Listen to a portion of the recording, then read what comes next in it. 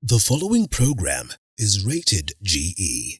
It is suitable for general family viewing.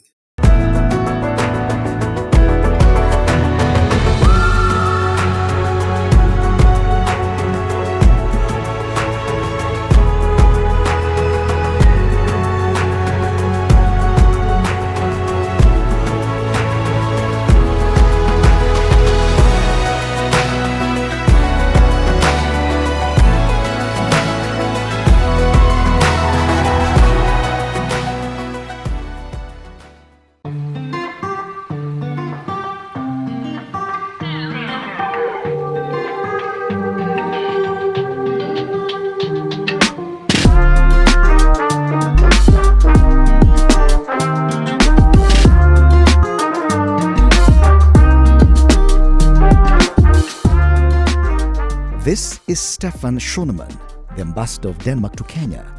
And in Denmark, this is how conversations often begin, on a bicycle. Denmark is home to just over 6 million people, one of the world's oldest monarchies and the oldest national flag still in use. From Copenhagen to Nairobi, about 6,500 kilometers apart, lies a shared story of sustainability, innovation and long-standing ties, from current Blixen's Kenya to modern partnerships today. Half of Denmark's power comes from wind and sun. Nearly everyone cycles, and the sea is never far away. This is Denmark, historic, forward-looking and deeply human. And this is Balozi Speaks. All right, thank you Balozi. Ambassador Stephan Schoneman. Thank you for having us at your residence today. And we just want to know more about you. You've been in this career in diplomacy for a while now. Before your posting to Kenya in 2023, where else have you been and how has that journey been? Well, Fred, I've been a diplomat for more than 25 years. So Kenya started in late August 2023. I came from headquarters, so the Ministry of Foreign Affairs in Copenhagen, where I spent 8 years in 2 different positions. I worked with humanitarian affairs, and then I was part of the ministry's leadership, looking across the entire development portfolio, so to speak. Before that, I spent 3 years in Ethiopia as ambassador, covering, of course, Ethiopia, the African Union, Sudan, South Sudan, and other places. And even before that, I've also been ambassador in West Africa, in Cotonou in Benin. And our first posting many years ago was in Asia, in Kathmandu, in Nepal, where we stayed for 4 years. Oh, interesting. So now that you've been in Kenya for the last 2 years, what are some of the highlights? What has your experience been like? Well, first and foremost, we love being here. We enjoy it. Kenya is a magnificent place, and the Kenyan people are truly inspiring in so many different ways. I came a few days before the first Africa Climate Summit, led by President William Ruto, showing ambition, trying to lead the way on the green agenda, and I really see Kenya as a climate front runner, not only in Kenya but also globally. What about the more personal experiences in terms of probably the cuisine, places you've visited in Kenya? A great deal of what you do as a diplomat is you establish relations with the place you live, the place you're posted, the people. And it's been truly inspiring getting to know Kenya and Kenyans, from villages in Samburu to ministers, to businesses, to human rights defenders, other members of civil society, if you will.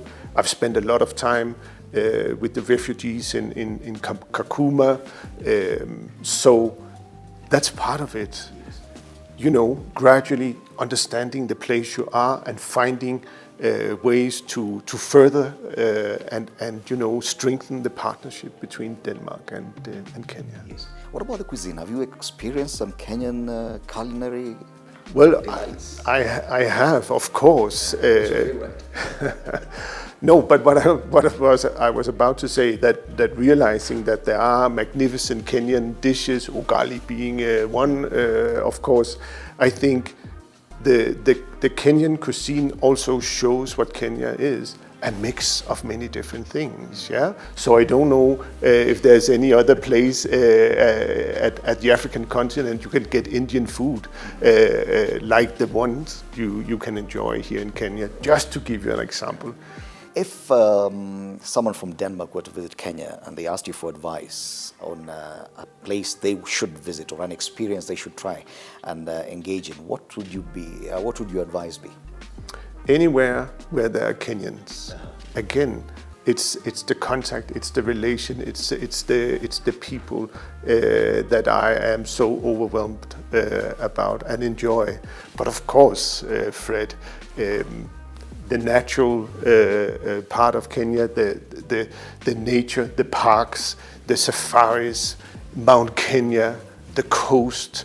This country is green and beautiful, and you need to see it if you come to Kenya. Let's now talk more about your home country, Denmark, and the experience is totally different. The terrain, curiously, you're consistently ranked among the happiest in the world, and that's something interesting. What is this unique thing that makes the Danes remain as among the happiest? I think there's many parts to this. I think there's a lot of trust in the Danish society. We trust each other. We trust our government. So that's an important part of it. So in our fabric, in our relations with other, trust is very much there. Then we are good at laughing. Something I also meet here in Kenya. Humor is a big part of us. And most importantly, on that one, we are good at laughing at ourselves. Oh, you laugh at yourselves? Of course. Of course. This is key. Uh-huh. So, and I think Kenyans are familiar with that. A good smile, a good laugh, not taking yourself too seriously. Then, of course, I think the Danish society has,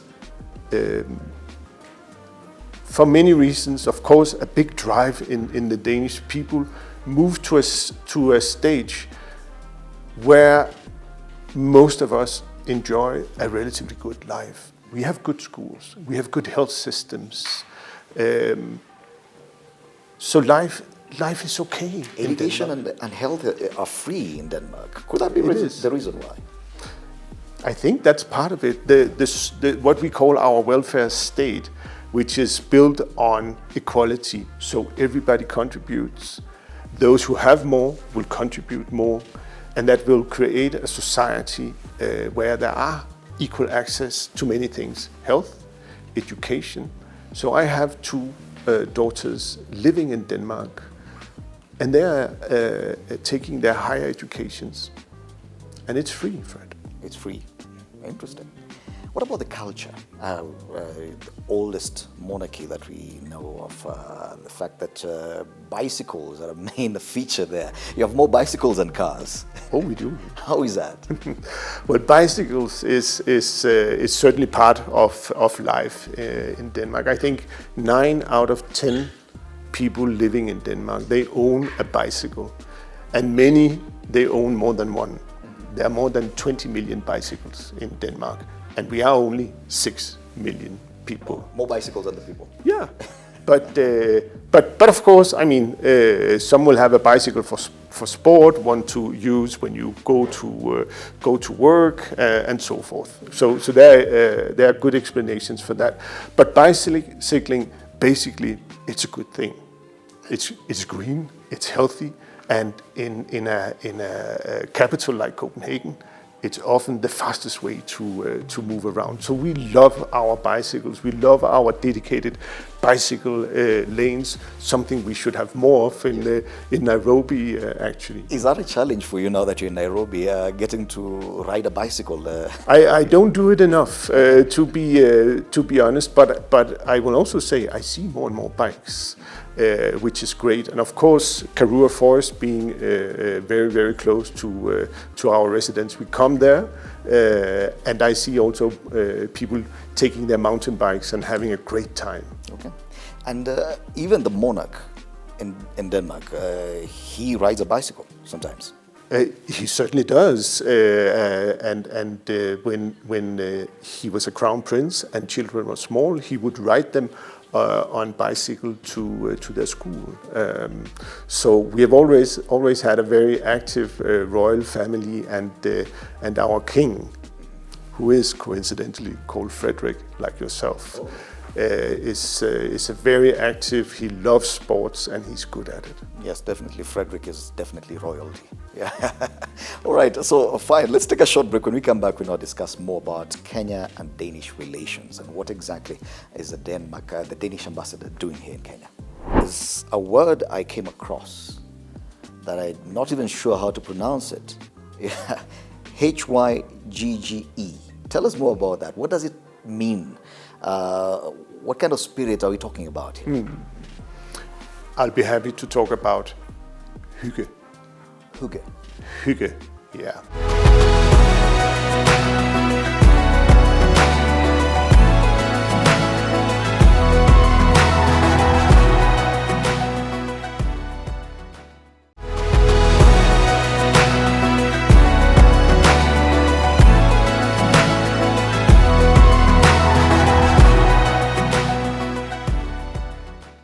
All right, so we continue with this conversation with Ambassador Stephan Schoneman, the Danish ambassador to Kenya.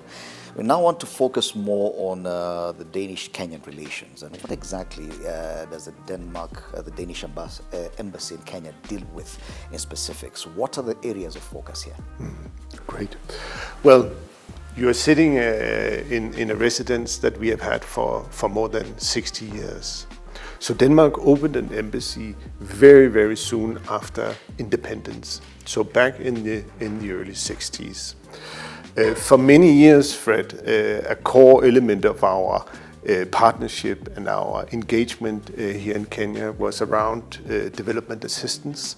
Many Kenyans will be familiar with the name Danida, who at the time were the organization or the government institution in Denmark providing assistance within agriculture, health, education, governance, human rights, many other things. Denmark is still in Kenya and many other places a strong development partner, so we spend a lot of our own income in partnerships on the development agenda.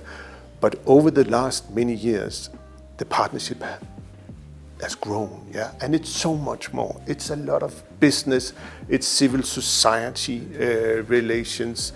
So I would say today we stand on a partnership that is wide, it's deep, and it's growing. You mentioned the fact that you came very close to the time when Kenya hosted the Africa Climate Summit. And that's also a big conversation. Denmark is a global leader in matters sustainability and matters green transition. Tell us more about that and how the Danish influence is being accepted here in Kenya. Right. Well, I need to say, and you probably know this, Fred, but Kenya's energy production is more than 90% green. Not many countries on the planet are doing that.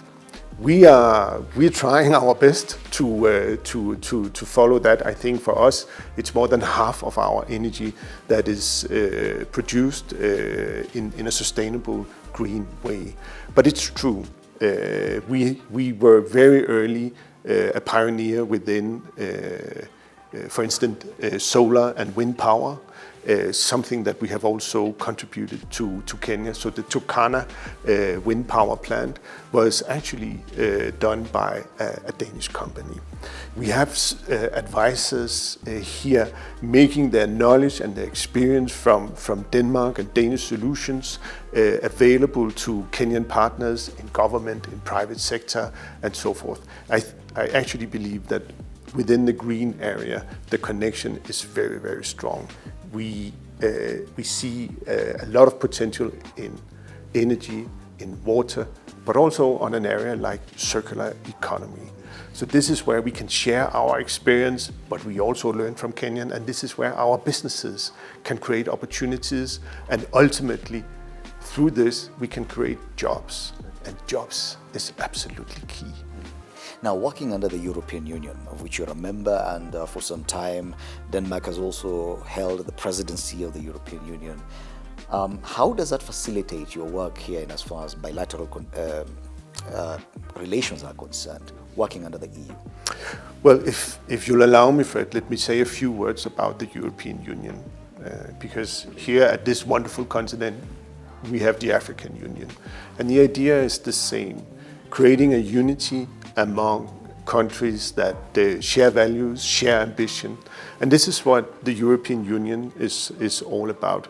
It's creating a market, it's creating standards, values that we all follow and agree to.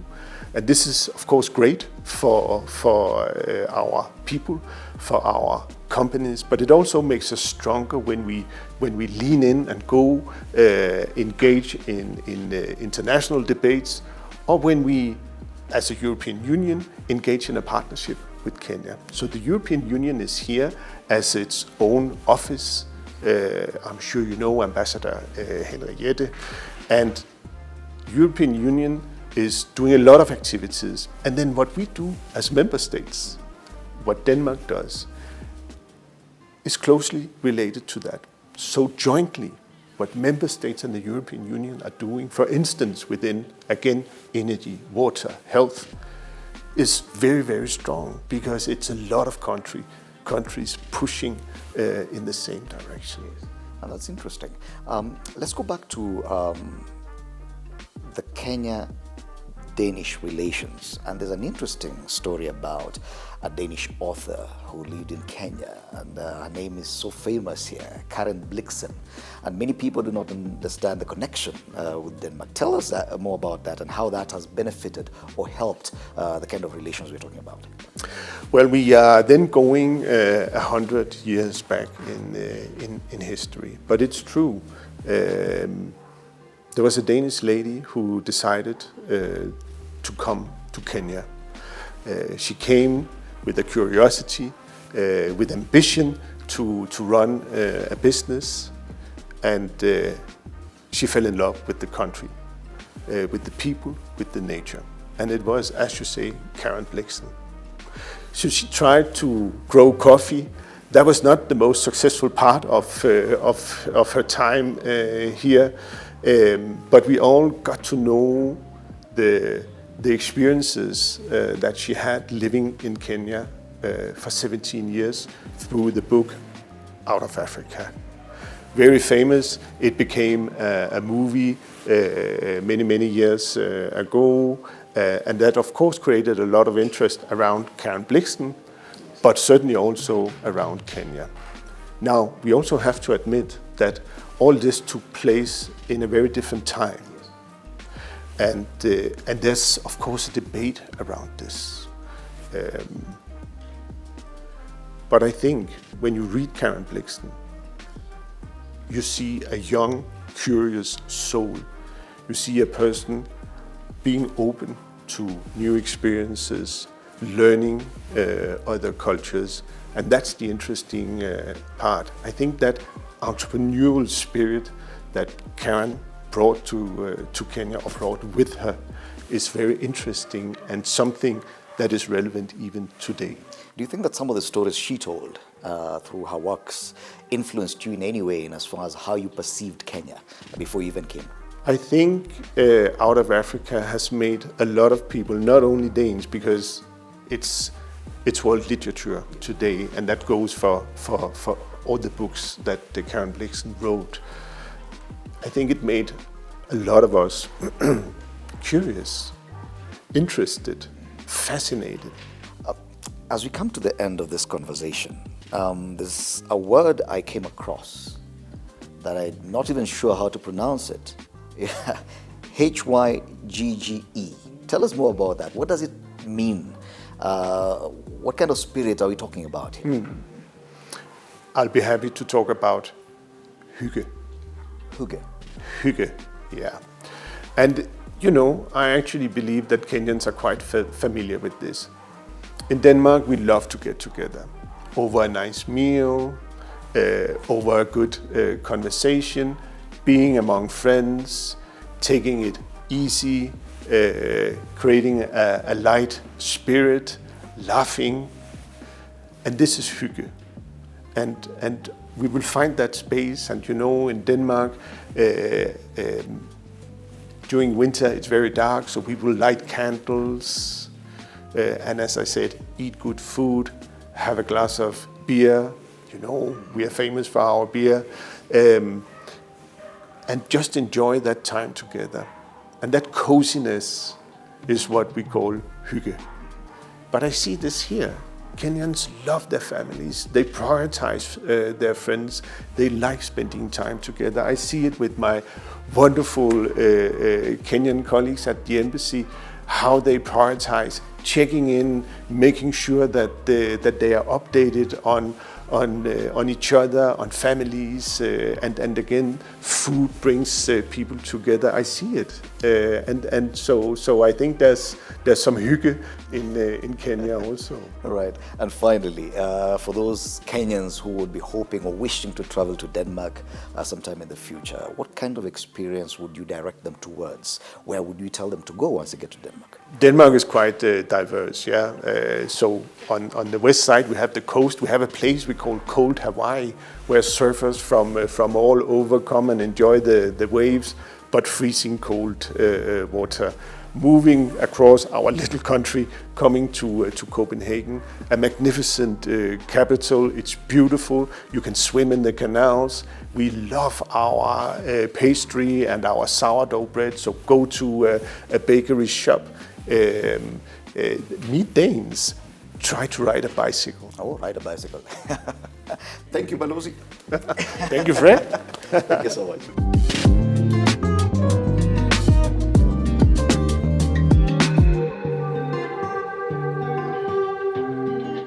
The diplomatic relations between Kenya and Denmark have existed for more than 60 years, and today we got a taste of that from Ambassador Stephan Schoneman. My name is Fred Indemuli.